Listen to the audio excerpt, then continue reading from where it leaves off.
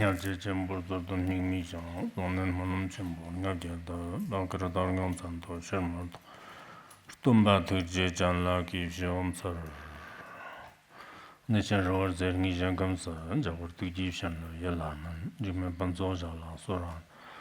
Gonjo Toban for Shinjilo, Gonjo Toban for Shinjilo, Gonjo Toban for Shinjilo.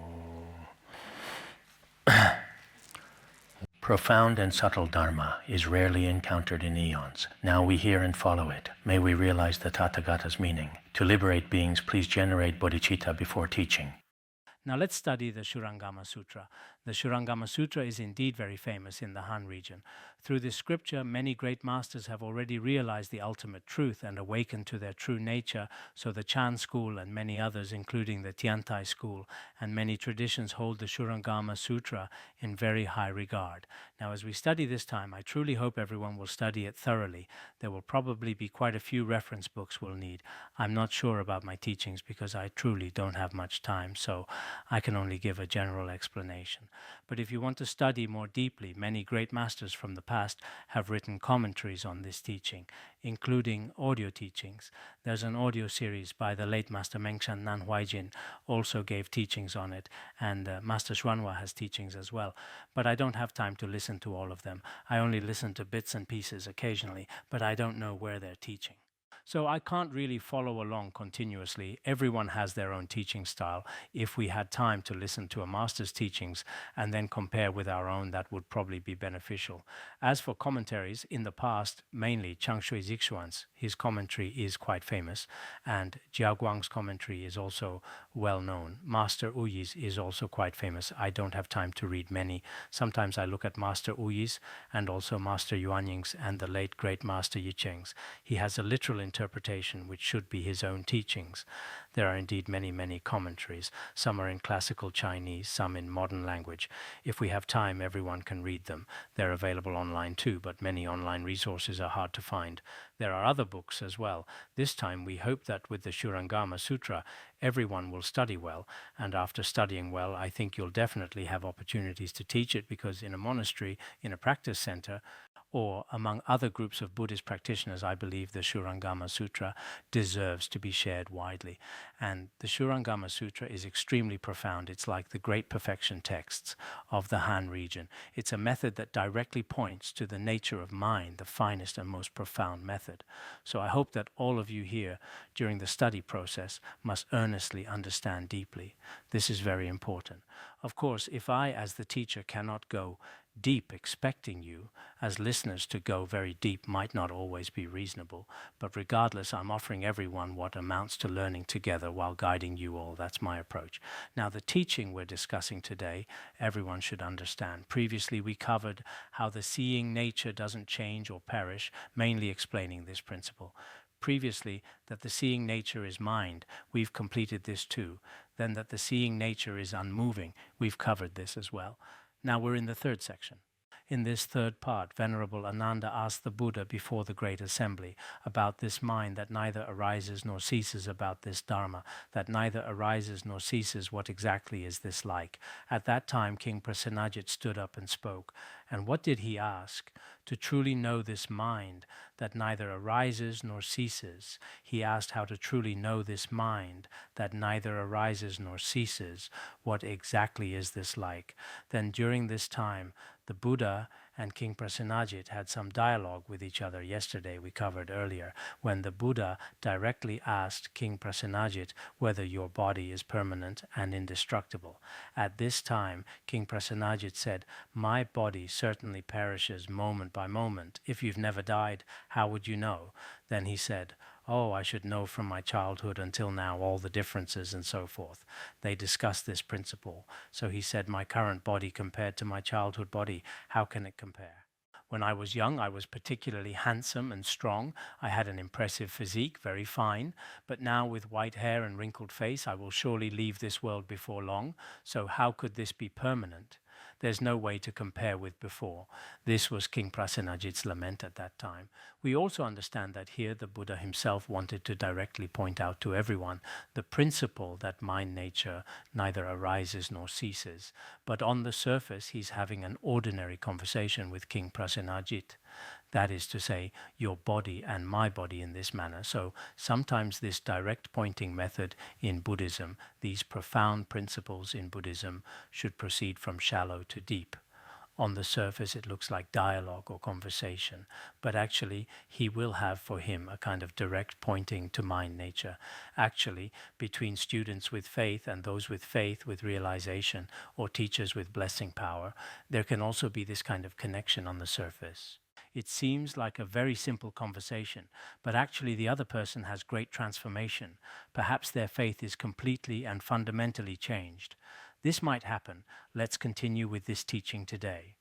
The Buddha said, "Your Majesty, your body's appearance cannot have deteriorated suddenly."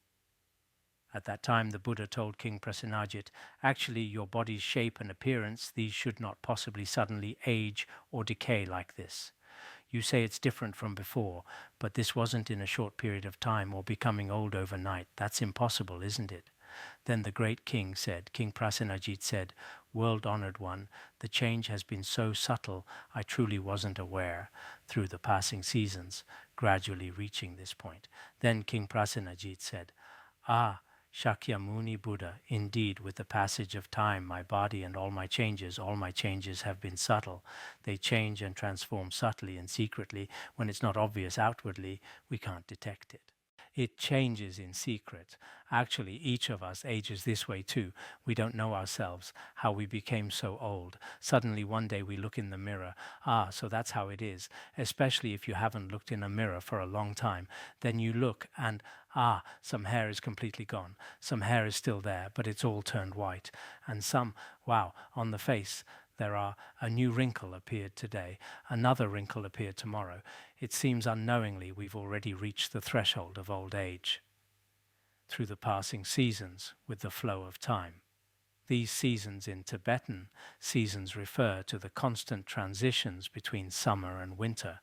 Summer and winter, we can say, or spring, summer, autumn, winter, we can say, or the cold of winter and heat of summer. Through such transitions, gradually we've reached today. Everyone here today might be like this. Many people say, when I was young, this and that, when I was in university, what it was like, when I was at home, what it was like. Even some monastics do this. Logically speaking, we shouldn't talk about our past when we were at home, what we used to be when we were working and so on. We've now given up these things, so we should try not to mention them, but many people probably feel this way. In the end, unknowingly, we've all reached the present, especially at that time King Prasenajit was over 60. At over 60, when he saw the Buddha, perhaps the Buddha's excellent appearance and body hadn't changed much, but King Prasenajit spoke to the Buddha like this. What was the reason for this? He said, "When I was 20, though called young, my face had already aged compared to when I was 10. He said, what is the reason for this? I gradually grew old. What is the reason for this? Actually, when I was 20 at that time, I could be called a youth. A youth should be the time when one is relatively good looking, when body strength and all aspects are at their best. But when I was 20, my appearance at that time was actually much older compared to when I was 10. We might say youthfully strong, the concept is somewhat different, but a 10-year-old compared to a 20-year-old, the 20-year-old is older than the 10-year-old old is a kind of concept. We could say, at 30, I declined from 20. So at 30, when compared with when I was 20, 20 was very young. 30 is relatively old. Now at 62 years, looking back on 50, I was remarkably strong. Now, King Prasenajit said, I am now 60 plus 2 years old, 62 years old. So a 62-year-old person compared to this person's body at 50 when compared, a 50-year-old is still very strong. Indeed, this is also true. You see, if he's 62, perhaps that day we said we are 60 years old.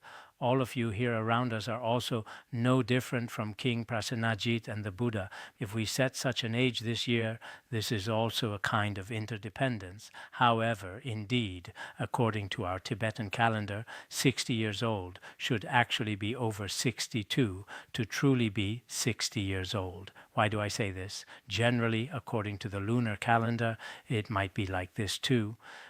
In the Tibetan calendar, there's a leap month every 2 years. So in 20 years, there are 10 leap months. 24 years would be 12 leap months.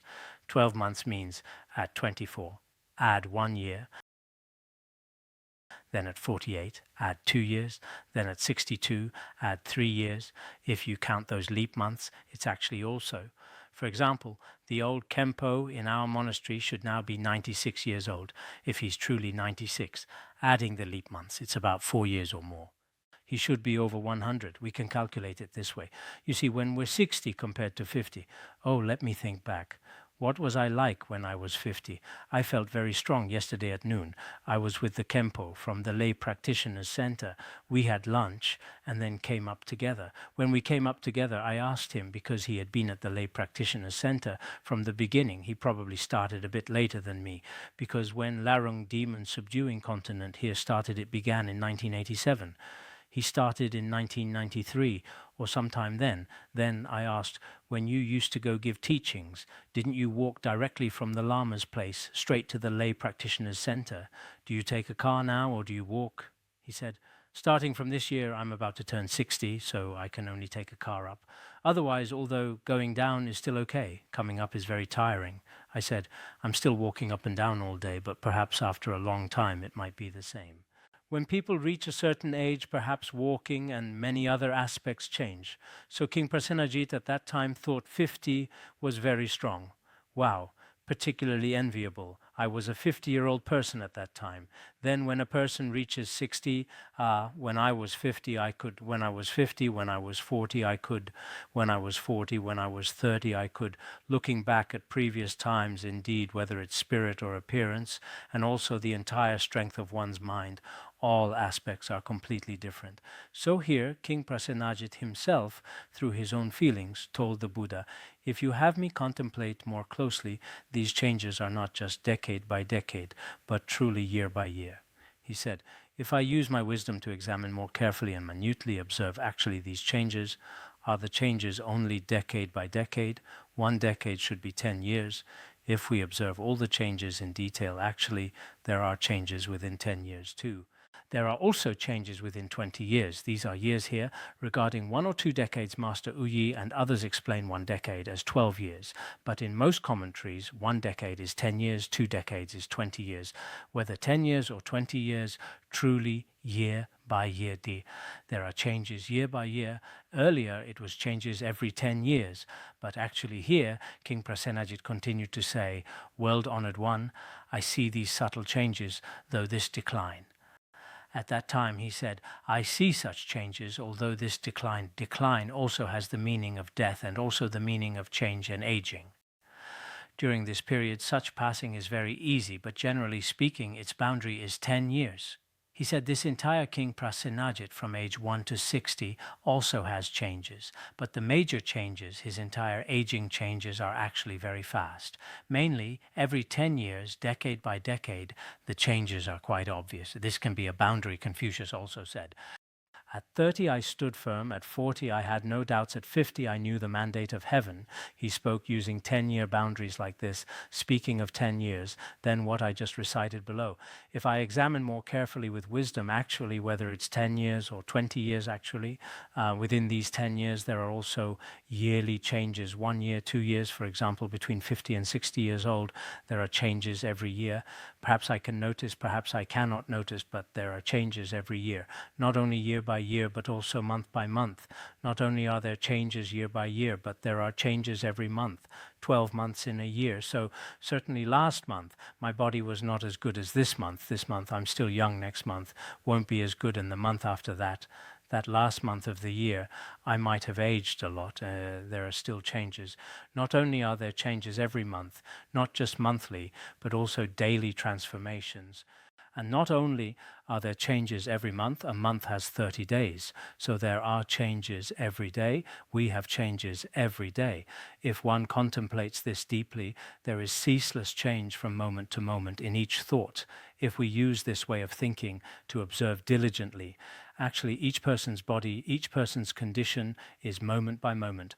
Earlier, yearly changes, daily changes, hourly changes, yearly, monthly, daily, hourly, all have changes. Not only are there hourly changes, second by second, moment by moment, there are also changes, and there are changes within a single thought, constantly changing like this. Everyone should be very clear about this, including from our modern medical perspective. They all feel that the cells in our body are changing every second. Some individual experts and scientists now say that every cell in our body, every second, 38,000, some are dying, and new 38,000 are produced. Metabolism constantly like this. From medical and biological perspectives, there is nothing permanent. Everything changes moment by moment.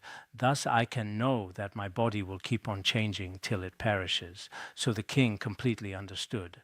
Speaking of this body of mine, everything is impermanent from age 1 to now 60. Or speaking of every year, every month, every day, every hour, every moment.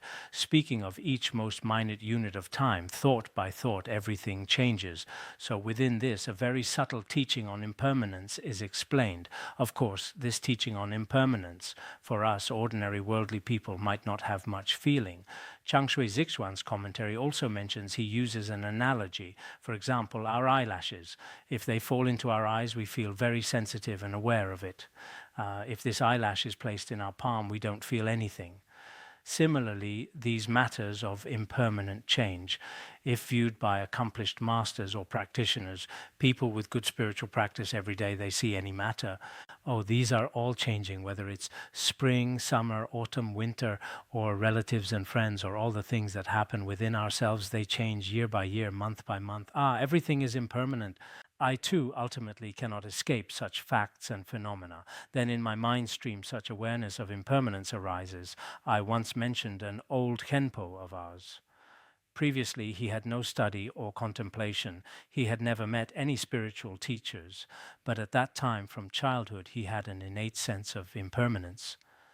Then seeing his own parents or his wealthy family or the mountains, rivers and earth outside, he always felt that all of this is inseparable from impermanence. It seems sometimes toward all of samsara he developed particularly strong renunciation.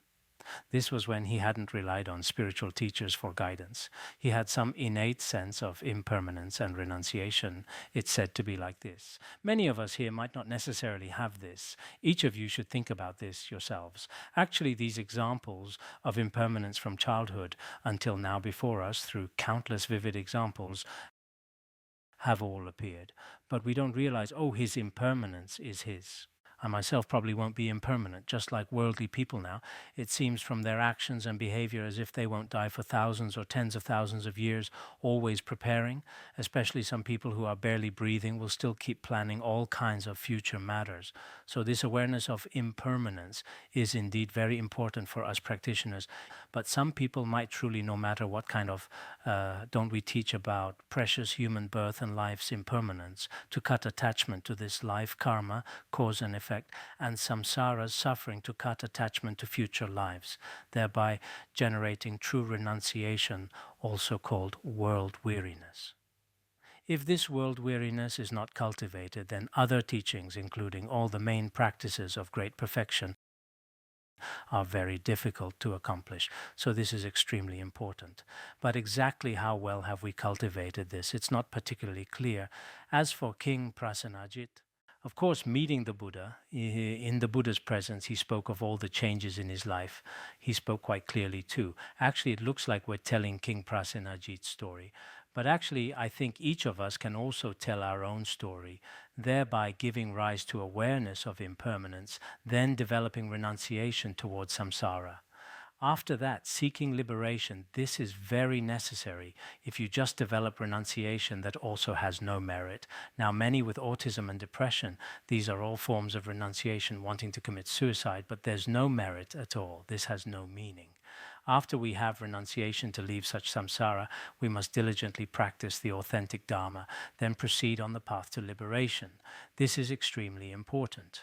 Next, after the king spoke like this, the Buddha told the great king, observing these changes, these never-ceasing transformations, you know that you must perish. He said, you have seen all the changes from age 1 to 60. And these changes continuously keep flowing and changing without cease. If it continues like this, then you should know that you yourself will die one day. At this time, but do you also know that when you perish, something in you does not perish? Actually, here there are groups of 4 characters. Many should be acceptable, but regarding punctuation here, some are connected together, some are not. Basically, from Chinese grammar perspective, many have 4 characters, which should also work. Then saying to the king, once you know that you will ultimately perish, then when you perish, is there within your body or in your continuum a dharma that neither arises nor ceases? At this time, the king just now might be like representing an ordinary worldly person. Worldly people also say, I will age, I will die. Everything about me now is impermanent. Especially some lay practitioners in the Tibetan region. They are quite interested in and understand samsara suffering and impermanence. Oh, everything is impermanent. I don't know when I'll die. I'm already 60 years old now, look. Especially some people in the Tibetan region, whether male or female, proudly say, I'm already old now. They say themselves, I'm over 60, I'm over 70. But people from some other places are more secretive about their age. If you ask how old they are, I'm still relatively okay. Generally, you can't ask about age, especially overseas. You also can't ask. Even if you ask, they use some other clever method to answer. Oh, you mentioned mountains there, water and such. You talk about real life and such, then immediately change the topic. Perhaps worldly people also know the concept of impermanence, but the Buddha asked more deeply. So you say that when aging you will die. At that time, is there something that does not perish? Then King Prasenajit said to the Buddha, putting his palms together, I truly do not know. I indeed don't know. I know about impermanence. What other imperishable things are there? This I truly, as a layperson and also a very busy great king, kings have many affairs. Sometimes they need to go to war. At that time, King Prasenajit, I don't know if he fought wars when he was 60. On one hand, he was confused. On the other hand, he probably hadn't studied texts like the Uttara Tantra or Madhyamaka. He said, I truly do not know. Then the Buddha said, I now will reveal to you what does not come into being and does not perish. Since you don't know, I'll tell you today, there is something that neither arises nor ceases, the nature of non-arising and non-ceasing.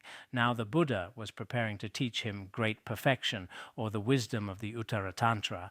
When he teaches now, it's also relatively not like us directly saying, you sit down first, let me point you directly. Not like that. Some of us say, you meditate with me, then sit in Vajra posture, gaze directly into space. Good, I've heard that with some nuns too. When teaching them something, she herself would, and those below found her voice a bit hard to accept. I've heard such things. But the Buddha was certainly not like this. He said to the king, Your Majesty, when you first saw the river Ganges, how old were you? How old were you when you saw the Ganges water? The king was probably a bit confused, just now telling him about non-arising and non-ceasing, and now starting to ask at what age he saw the Ganges. Then the great king said, When I was 3, my beloved mother took me to pay respects to the goddess Java. When we went past this river, I knew it was the Ganges. He said, when I was 3 years old, I was very small then. 3 years old, his loving mother took him to Jiva's palace. Jiva, some say, is the long-life deity. Some commentaries say long-life deity. In Tibetan, it's translated as the all-pervading deity, the palace of the all-pervading deity. In Tibetan, there's also a palace. At that time, my mother took me to the palace of the all-pervading deity. At this time, when he passed by, there he saw the Ganges water, you see, at 3 years old. Of course, we monastics don't have experience in this area, but actually I often think like this for lay people generally, when parents have children when they're young, often taking them to see teachers, often going to Buddha halls, often going to liberation of animals ceremonies. If it's like this, especially for 3 or 4-year-old children, actually the influence throughout life is very great. This can also be considered their value system when they grow up. So the former Khenpo of the Lay Practitioners Center, every time he gave the 8 precepts to the Lay Practitioners Center when there were particularly many children. It was a bit bothersome. I later told him, could you please have the heart? These children don't understand anything. But if parents bring their children, even if they just play around on the side, at least they have this impression.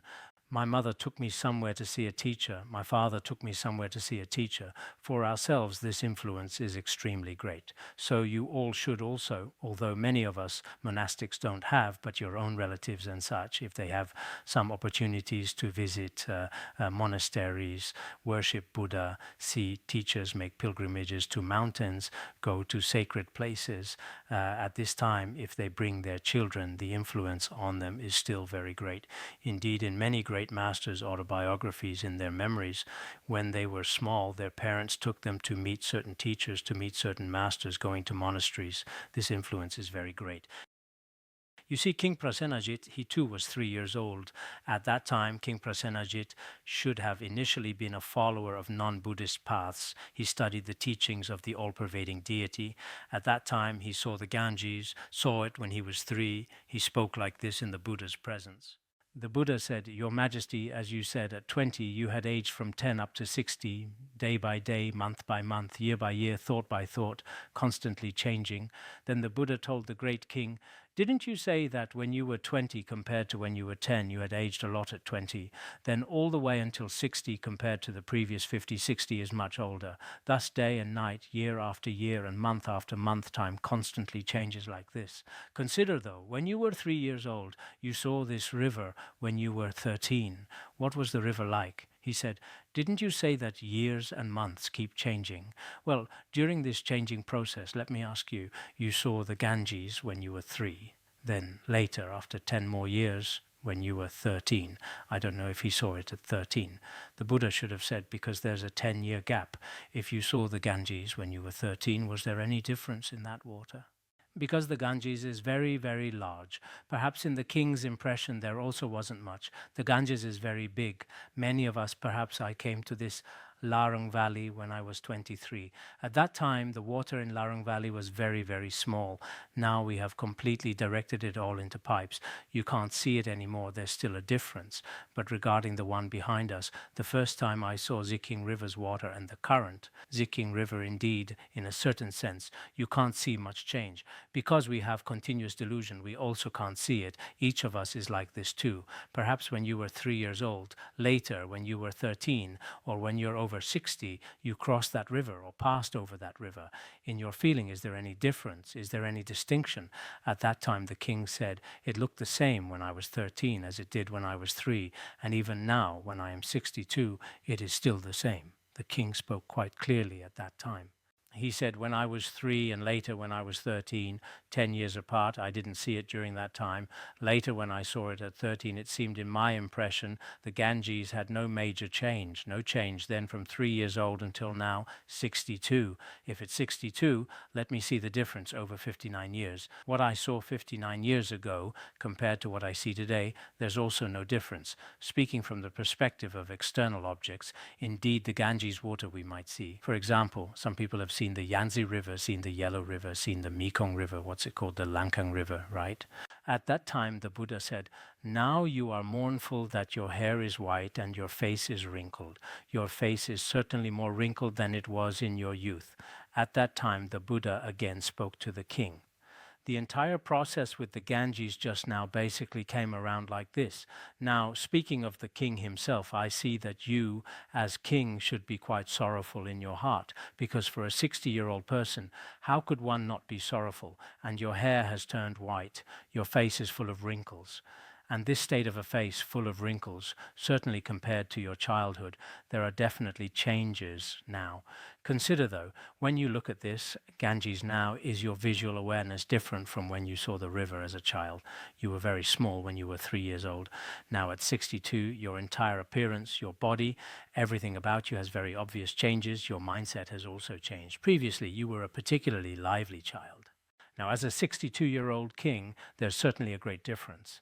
So let me ask you, the Ganges you saw then, you're seeing when you saw the Ganges in childhood and this seeing now at 62, is there a difference between old age and youth? Meaning from the level of your seeing. From the Ganges level, we just said there seems to be no difference.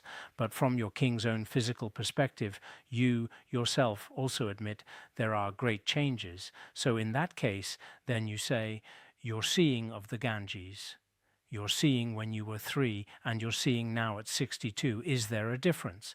Actually, from the perspective of what the eye faculty sees, there should certainly be a difference, because at 3 years old, the eyes are very bright, they're very clear and should see very clearly. Then at 62 years old, I don't know if King Prasenajit had glasses then. If he didn't have glasses looking through a 62-year-old person's eyes at that time, perhaps it wouldn't be very clear. Perhaps it would be quite blurry. Perhaps it's not from the perspective of eye consciousness. So in that case, this seer, just as we explained before, should be from the mind's perspective. The seer is mind, because we also said before, the seer is not the eye, but the mind. So from your seer's perspective, does it have youthful seeing and age seeing? Perhaps from what we call the physical faculties. If from the perspective of physical faculties, then childhood eye faculties and current eye faculties certainly have differences between blurry and not blurry. We can't say there's no difference, but from the perspective of the seer mind as perceiving subject, there should be none. The king said, at that time, the king said, no different, world-honored one. No difference, this is still very crucial. Then at this time the Buddha said, Your Majesty, although your face has wrinkles, your own body has wrinkles, but this essential nature of your visual awareness itself has not wrinkled your seeing. Just now you're seeing essence, seeing nature. Your seeing nature in its nature has no wrinkles, no changes. What wrinkles is subject to change. What does not wrinkle is not subject to change. If there are wrinkles, this is called having changes. Your body has wrinkles and changes. For each of us, when we look, we can also see this very clearly ourselves. There should be wrinkles. This has changes. But what has no wrinkles? It's your mind that has no changes. This has no changes. Especially from the perspective of mind's essence, indeed, there are also no changes. Not only is there no change in the mind from childhood to now, but also between my past and future lives. These changes of mind from the perspective of mind's nature, we should acknowledge there are none. So here, what changes will perish, but what does not change neither comes into being nor perishes. If there are changes, it will certainly accept destruction. Just like my body, it will ultimately still perish if it does not change. Then fundamentally it neither arises nor ceases. This is our mind nature. Now the Buddha begins to directly point out mind nature to him. I don't know if he understood. Then how could it be affected by your being born and dying? If mind nature has no changes, no arising or ceasing, why do you feel birth and death within this? You continuously experience wandering in the cycle of birth and death. This shouldn't be, so you have no need to be concerned with what such people as Maskari say, that when this body dies, you cease to exist. Why do you still follow Maskari? Maskari belongs to the non-Buddhist paths, the school of Katyayana, and others they have the same view, the nihilistic school. For our dictionary group, could you please accumulate some important terms here and their Tibetan equivalents when there's time? We encounter some every day anyway. For example, Maskari here should also have, but it's called Jendejian, and the earlier all-pervading deity as well. There are many precious terms here. We should accumulate these. It's very necessary. So why do you still follow these non-Buddhist paths who say that after people die, there is annihilation? After body and mind separate, there's no mind and no body. Why still follow this way? At this time, the Buddha both scolded him and taught him about the neither arising nor ceasing principle of such mind nature. King Prasenajit wasn't like us.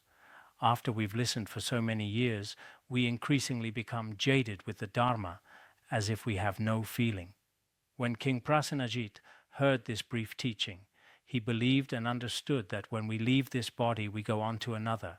After hearing this, he deeply believed without doubt and understood that after our bodily death in the future, his next life, leaving one life to enter another, this means abandoning this life to enter the next life, the next existence. Meaning, from a worldly perspective, samsara is always arising and ceasing. This was his first level of understanding. If we understand further, then within this arising and ceasing, actually the nature is neither arising nor ceasing, including Jiao Guang Wuyi, when many great masters explain regarding leaving one life to enter another. What principle did the king understand? On one hand, the king understood to stay away from non-Buddhist nihilistic views.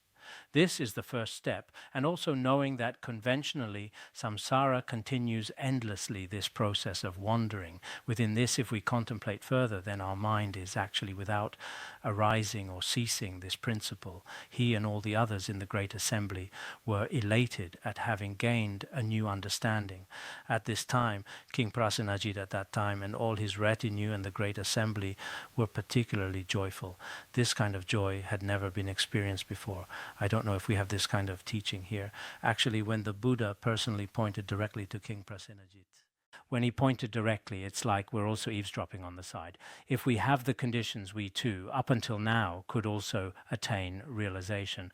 I saw something called New Continuation of Biographies of Eminent Monks. In this Biographies of Eminent Monks, there's someone called Master Wanking. This Master Wanking's roots of virtue were extraordinary. When he entered the womb, his mother dreamed that an old monk came to their home. Later, after he was born, as he grew up, he always could recite the great compassion mantra. He had many such roots of virtue from past lives. Later, at 20, he became a monk. After becoming a monk, he met a teacher who taught him the Shurangama Sutra. He had particular faith in the Shurangama Sutra. Then when he read up to this passage about observing the Ganges, he already awakened. Actually, in this passage about observing the Ganges, I think it should be the latter part. Our mind nature neither arises nor ceases without change. Because this passage of direct pointing mainly teaches that the seeing nature doesn't migrate, meaning the seeing nature has no changes. Although what the king saw when he was small and what he saw when older of the Ganges from the level of seeing, there's no change. This is the most crucial point. We too in the future, when seeing external objects, see if we have this kind of understanding. When you were small, you crossed a river. Then when you're over 60, you cross this river again. At that time you discover, oh, originally when my parents brought me, it was perhaps like this. Now perhaps my parents are gone, but it seems this water has no difference. At this time, the seer, when you were small, and the seer now essentially have no changes. If you understand this principle, oh, actually our mind nature is without change or migration. Our body can change and migrate. I was very young before. Now I'm already old. In the future, I might be even more pitiful. I don't know what I'll become in the next life. But my mind nature always remains, just as explained in the Uttara Tantra, this unconditioned, luminous mind. This cannot be destroyed. So this principle in Buddhism, actually indeed all profound Buddhism, teaches that different paths lead to the same goal. They are different paths, but the final destination should be the same. We might also teach next the wish-fulfilling treasury and the Shurangama Sutra. There are also many similar aspects. Let's teach another section, continuing below among the 10 direct pointings to mind nature. The seeing nature is not lost, meaning not lost. Ananda rose from his seat, then prostrated at the Buddha's feet after kneeling. He addressed the Buddha like this: "World-honored one, if this seeing and hearing truly neither arise nor cease, if you say, if this seeing and hearing, such as seeing the Ganges or hearing sounds, if this is truly neither arising nor ceasing, then why, world-honored one, do you say that we have lost our true nature and act in an inverted manner? Then why do you say we should earlier be the seeing nature, unmoving within that ordinary beings have lost their true nature and act invertedly? Since beginningless time we have lost our true nature. But if you say mind nature neither arises nor ceases, why do you say that I, Ananda, and others, we ordinary beings, have lost our true nature and act invertedly? Why do you say this? Therefore I hope you will have compassion and wash away the dust of our our delusions. May the Buddha's water of great compassion and wisdom be able to wash away these adventitious defilements in my continuum. Thus, requesting to turn such a Dharma wheel, the Buddha generally uses his hand, his fist, always using this for direct pointing. But with King Prasenajit, he didn't use his finger. The Buddha, perhaps after all he was a king, didn't point like this in front of the king either. In front of Ananda, he begins again. The Buddha then. So the Buddha also in front of the king directly observed the Ganges like this. It seems his hand didn't point out. Then, at this time, the thus come one lowered his golden arm, then pointed his wheel-lined hand downward, as the Buddha usually did, pointing his hand downward, then showing Ananda, saying, "Here you see my hand as it forms a mudra. Is it upside down or is it upright?" He said, "You now see my hand like a mudra, particularly magnificent, this hand. Do you think it's upright or inverted? Is it inverted or upright?" This is what he asked him. At that time, the Buddha lowered his arm then with his finger, like this. "Do you think it's upright or inverted?" Asking like this. Then Ananda said, "Ordinary people would take it to be upside down. I myself do not know what may be called upright and what is upside down." Because Venerable Ananda earlier had also just been given a wake-up call, so now he was relatively clever. Generally, worldly people think this is inverted. If it hangs downward, it's certainly inverted. Worldly people should think this is inverted, but I don't know which is truly upright and which is inverted. Actually, if it's convenient for you, you can look at this part. Among the ancient great masters regarding upright and inverted, there's still some controversy. For example, Changshui Zixuan believed that downward hanging is upright because this follows the natural law of the body. Then raising upward would be inverted, somewhat different from our body's usual pattern. The hand naturally hangs downward. If you hold your hand up like this, then this is a kind of inversion. So we ordinary beings, this inversion still is quite similar to worldly people. He still has this explanation. Later, Master Jiaoguang believed that the earlier old commentaries had errors, were mistaken. They didn't directly understand the Buddha's teaching. The Buddha's teaching directly states downward is inverted, upward is correct. So he also refuted this. In his commentary, he made refutations. Later masters, including Yuan Ying and Master Xuanhua, all followed Master Jiaoguang. Taking the second viewpoint, it appears as though in the meaning of the Shurangama Sutra, downward is inverted, upward is upright. It seems to have this meaning. But these masters are all extraordinary. For example, Changshui, Zixuan, and Jiaoguang, historically they all have commentaries on the Shurangama Sutra. They also attained awakening, and their bodies remained incorrupt.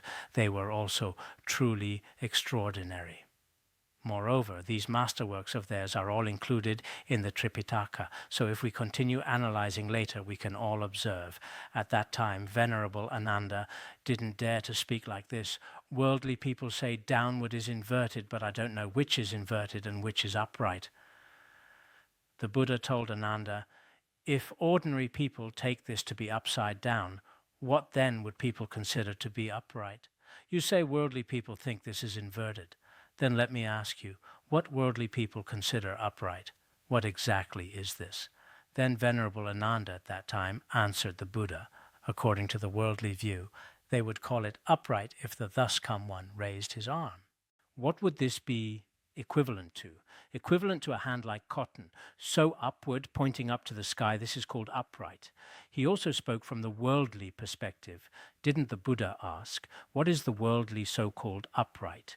Then worldly, if the palm faces up, it's upright. If the palm faces down, then this is inverted, because the difference between inverted and upright actually is. At this time, the Buddha immediately raised his arm upright, then told Ananda, ordinary people are deluded if they suppose that reversing means that my arm itself has changed. This is a bit difficult to understand. Didn't the Buddha raise his hand at that time? If this is inversion, because just now this was inverted, this was upright, then now the Buddha raised his hand, stood his hand up, hand pointing upward. I'm saying, if this is inversion just now, this head and tail, actually the hand doesn't have much head and tail. Actually, it's the hand going down and up, this kind of exchange. So this way is inverted, this way is upright. Just now, worldly people thought it was like this.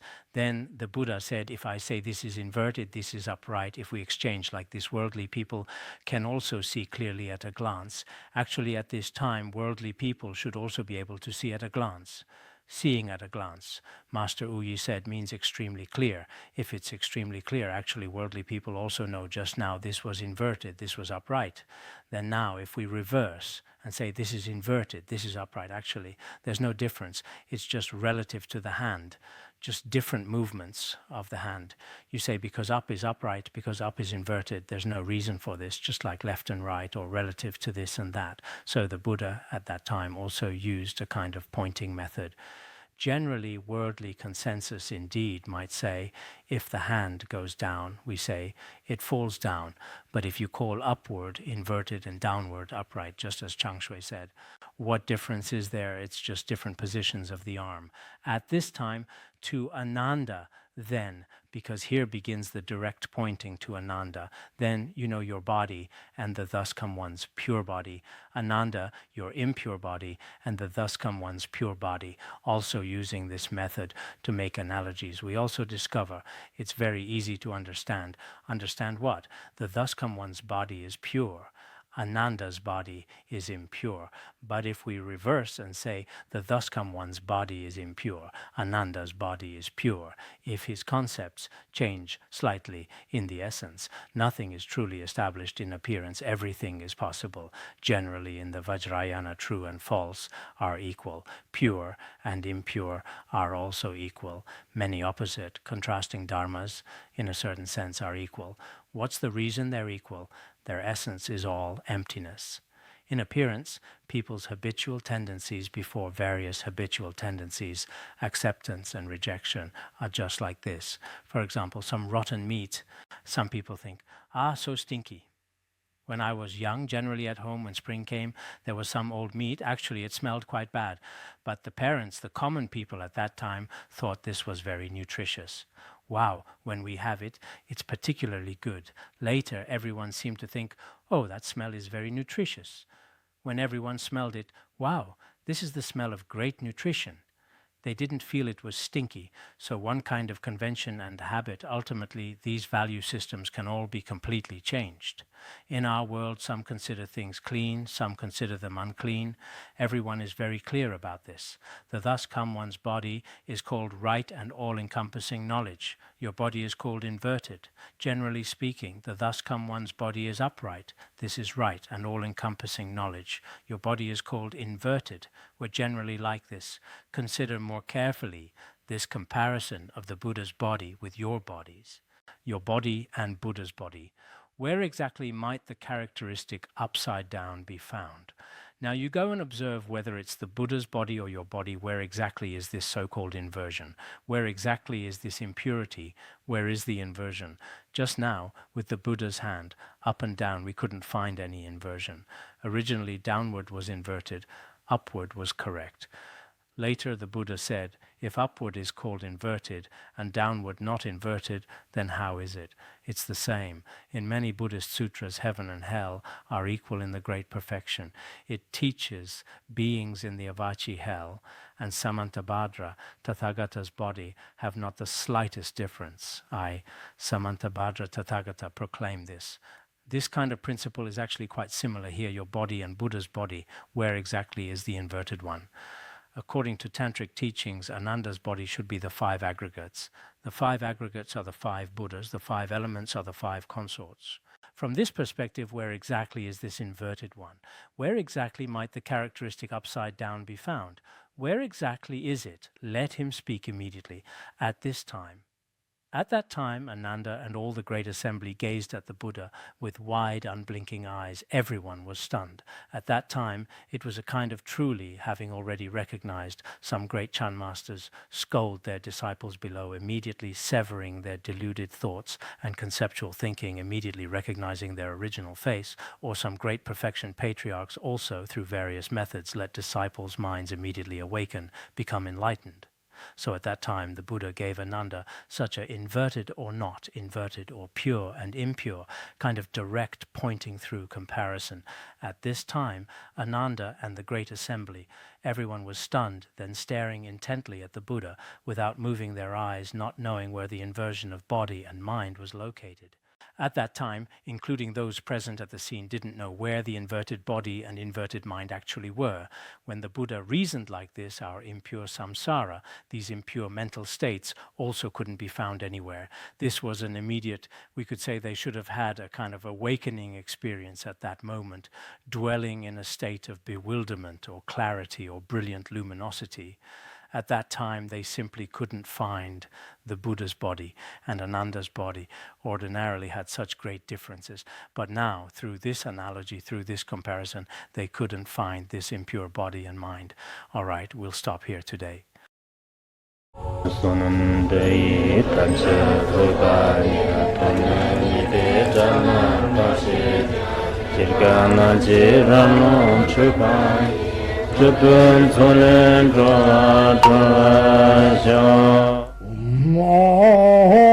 Bandharangara Badna Sadargye Bandharangara Badna Sadargye Bandharangara Badna Sadargye